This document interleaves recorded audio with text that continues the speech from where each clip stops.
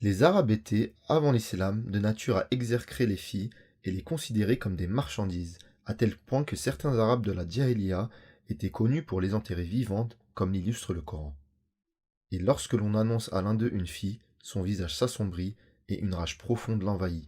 Il se cache des gens à cause du malheur qu'on lui a annoncé. Doit-il y garder malgré la honte ou l'enfuira-t-il sous la terre? Combien est mauvais leur jugement. À l'âge pré-islamique, lorsqu'une femme se retrouvait veuve, ses enfants et ses proches héritaient d'elle. S'il voulait, il la mariait à l'un d'entre eux, et s'il voulait, il la rendait interdite à tout mariage et la cloîtrait jusqu'à la mort. Mais l'islam a aboli tout cela, en ce qu'il a légiféré de règles justes qui garantissent leurs droits à l'homme comme à la femme. Assurément, le prophète sallallahu alayhi wa sallam a signalé l'équivalence de l'homme et la femme du point de vue de leur valeur humaine. Il dit sallallahu alayhi wa sallam à ce propos: les femmes sont les sœurs des hommes. Ainsi, il n'existe pas en islam de lutte entre les hommes et les femmes, contrairement à ce qu'insinuent les ennemis de l'islam. C'est plutôt une relation de fraternité et de complétion mutuelle. Le Coran a par ailleurs prescrit l'équivalence entre hommes et femmes du point de vue de la foi, des adorations et de la récompense.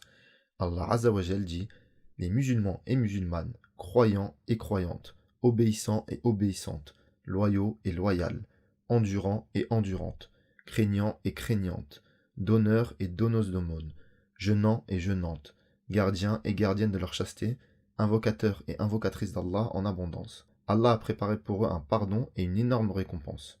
Et Allah Azza wa Jal dit: quiconque fait une mauvaise action ne sera rétribué que par son pareil, et quiconque, mâle ou femelle, fait une bonne action tout en étant croyant, alors ceux-là entreront au paradis pour y recevoir leur récompense sans compter. Le prophète sallallahu alayhi wa sallam nous a informé de son affection pour les femmes en disant: on m'a fait aimer de votre vie d'ici-bas les femmes et le parfum, et la jouissance de mon œil a été placée dans ma prière. Ainsi, s'il apprécie les femmes, comment serait-il injuste envers elles et les déprécierait? Par ailleurs, Allah Azza wa Jal a rendu caduque cette coutume de déprécier les filles et les enterrer vivantes. En effet, le prophète sallallahu alayhi wa sallam a aboli cette habitude et a incité à les prendre en charge et à leur bienfaisant, et il a dit: celui qui éduque deux filles jusqu'à leur puberté, il viendra le jour du jugement, lui et moi, comme cela, en enlaçant ses deux doigts. Ceci pour indiquer la grandeur de son degré et sa proximité avec le prophète sallallahu alayhi wa sallam, pour n'avoir fait d'autre qu'éduquer ses filles et assurer leur protection jusqu'à ce qu'elles atteignent l'âge de la majorité et de la raison. Il a également dit: celui qui a 3 filles ou 3 sœurs, ou 2 filles ou 2 sœurs, qui a été bienfaisant leur compagnie et a craint Allah en ce qui les concerne, aura le paradis. Le prophète sallallahu alayhi wa sallam s'est empressé d'assurer un enseignement aux femmes et à leur même consacrer un jour entier lors duquel elles se réunissaient. Il leur venait et leur enseignait ce qu'Allah lui avait appris. Il n'a pas fait de la femme une prisonnière dans sa maison, contrairement à ce qu'ils prétendent, mais il lui a autorisé de sortir de la maison pour régler ses affaires, pour rendre visite à ses proches et aux malades, et lui a permis de vendre et d'acheter dans les marchés tout en préservant sa pudeur et son voile tel qu'il lui a été légiféré. Aussi, il lui a permis de se rendre à la mosquée et a défendu de les empêcher de cela par sa parole. N'empêchez pas vos femmes de se rendre dans les mosquées. Et il a enjoint les hommes à leur sujet par sa parole. Employez-vous à faire du bien envers les femmes. Et ceci implique de vivre avec elles de manière bienveillante et de respecter leurs droits, de respecter leur image et ne les importuner d'aucune manière.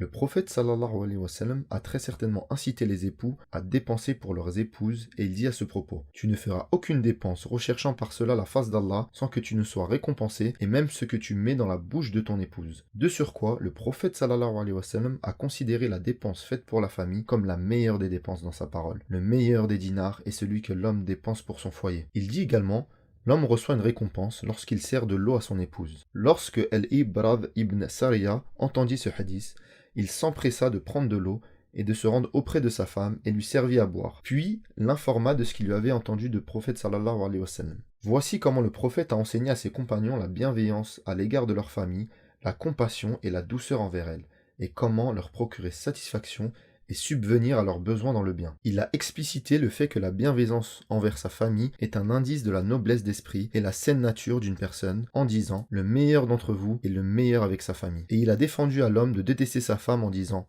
qu'un homme croyant ne haïsse pas sa femme croyante. Si un trait de caractère lui déplaît, un autre lui réjouira. C'est ainsi que le prophète sallallahu alayhi wa sallam enjoignait les hommes à rechercher les attitudes positives et les bonnes manières de la femme, et à faire abstraction des imperfections et des défauts, car le fait de rechercher des aspects négatifs et d'y prêter une grande attention mène à la répulsion et à l'animosité entre les époux. Également, le prophète sallallahu alayhi wa sallam a interdit de frapper les femmes par sa parole. Ne frappez pas les servantes d'Allah. Et a menacé ceux qui importunent. Ô mon Dieu, je rends sacré le droit de deux personnes vulnérables, l'orphelin et la femme.